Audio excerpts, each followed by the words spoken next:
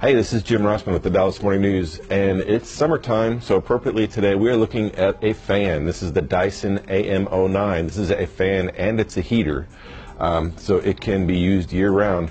Dyson's fans are bladeless, meaning the fan and the motor mechanism is in the base, it draws in air, and it pushes it out through very small openings in the top here. So the air is very smooth when it comes out. There are actually two sets of openings here, and you can have the air focused in a beam or focused wider, and it does this little air collision thing with the two apertures. It's really very cool. Now, this is a $450 fan, so obviously this isn't hitting everybody's price points, but I can say that it works fantastic. It works basically off the remote. The fan itself just has a button on it. Everything else is controlled from the remote, and while I'm mentioning that, the remote sits up on the top with a little magnet, which is very cool. So you have 10 speeds on this fan, so it goes from barely moving air to moving a lot of air. I'm sure maybe you can hear that.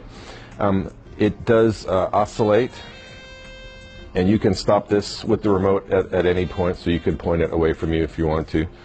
It has a sleep timer from 15 minutes up to 9 hours, and it'll turn off.